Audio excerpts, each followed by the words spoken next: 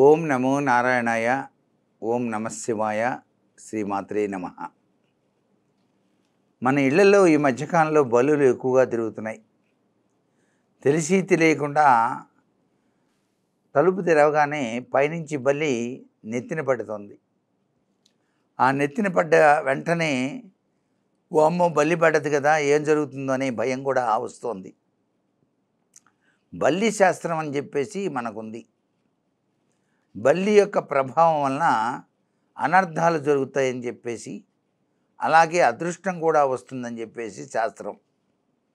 అందుకే మనకి కంచి దివ్యక్షేత్రంలో బంగారు బల్లి, వెండి బల్లి అని చెప్పేసి ఆ క్షేత్రంలో ఆ దేవాలయం దర్శించినప్పుడు పైభాగంలో ఉంటాయి. వాటిని వెళ్ళిన వాళ్ళు దర్శించి తాకితే బల్లి తాకిన దోషం పోతుంది అన్నారు. బల్లి పడ్డ దోషం పోతుంది అన్నారు. ఎవరైనా సరే కంచి వెళ్ళొచ్చుంటే బల్లి పడ్డ వెంటనే వాళ్ళని తాకినా కూడా ఆ దోషం పోతుంది. ఏంటబ్బా తాకావంటే బల్లి పడ్డది అందుకే తాకాను అంటారనమాట. ఇవన్నీ మనకు జరిగేటువంటి ప్రక్రియలు. ఏది ఏమైనా బల్లి తల మీద పడితే అనర్థమే అని చెప్పేసి భావిస్తారు చాలామంది. కానీ బల్లి గనక వెంట్రుక చివరి కొనల్ని తాకుతూ బయటికి వెళ్తే అది ప్రాణభయం అని శాస్త్రంలో చెప్పారు. ఏ బల్లి కూడాను అంత చెడు పోదు కదా. వెంట్రుక చివరి కొనల దాకా వచ్చేదాకా మనం ఎక్కడ ఆగుతాం? బల్లి పడంగానే అంటాం ఎంబడే, అది కాస్త కింద పడిపోతుంది.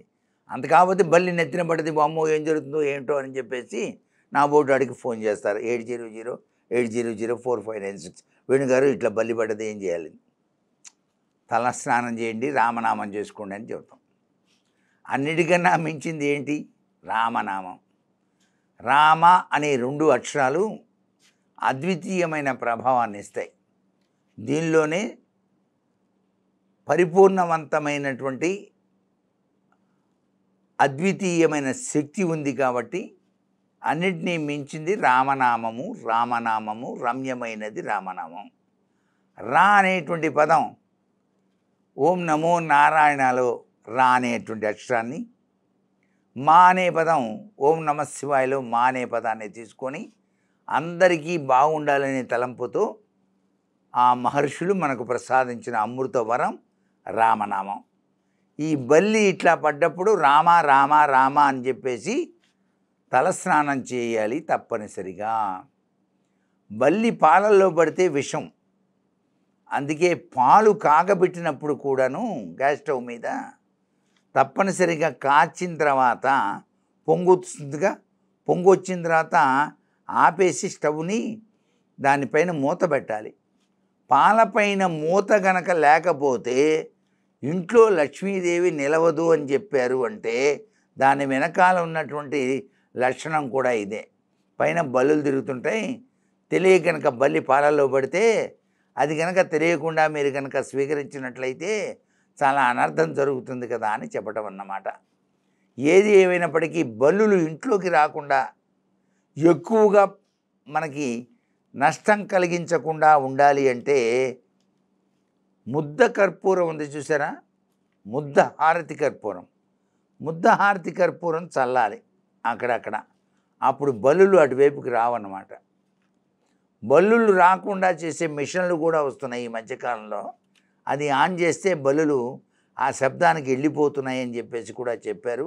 ఎంతవరకు సత్యమో ఇది మాత్రం ఇంకా పూర్తిగా దాన్ని నిర్ధారణ చేయలేకపోతున్నాం. ఏది ఏమైనప్పటికీ కూడాను భారతీయ సనాతన సంస్కృతి సంప్రదాయంలో మనకి తెలియకుండా జరిగేటువంటి అనర్థాల నుంచి మనం రక్షించుకోవాలంటే కొన్ని సూత్ర ప్రాతిపదికలు మనం పాటించాలి. ఆ సూత్ర ప్రాతిపదికల యొక్క గొప్ప విశేషమే ఈ బల్లి శాస్త్రం. బల్లి గనక పురుషులకి కుడివైపున, స్త్రీలకు ఎడమ వైపున గనక ఒంటి మీద పాకినట్లయితే సమస్త ఐశ్వర్యాలు వస్తాయని కూడా శాస్త్రంలో చెప్పారు. అందుకే బల్లి శాస్త్రంలో కుడివైపా ఎడంవైపా అని అడుగుతారు. కుడివైపేమో పురుషులకి, ఎడంవైపేమో స్త్రీలకి అన్నమాట. నెత్తిన మాత్రం పడితే అరిష్టం. అదే కాళ్ళ మీద పడుతుందనుకో తప్పనిసరిగా ప్రయాణం అన్నారు. ఆహా, నీకు ప్రయాణం వస్తుందన్నమాట అంటారు. అరికాళ్ళు జిలగా ఉన్నా కూడా ప్రయాణం ఉంటుంటాం మనం. కాస్త జిలగా ఎక్కువైందా అరికాలు జిల, ఓహో ఏ ప్రయాణం వస్తుందో ఏమనగానే వెంటనే ఫోన్ వస్తుంది, సెల్ ఫోన్. అరే నాయన బయలుదేరరా వెంటనే అని. ఓకే అంటాడు, బయలుదేరుతాడు. ఇట్లాంటివి నిజంగా చాలా తమాషాగా జరుగుతుంటాయి మానవ జీవితంలో, కాకతాళీయంగా జరిగేటువంటివి అంటాం అన్నమాట.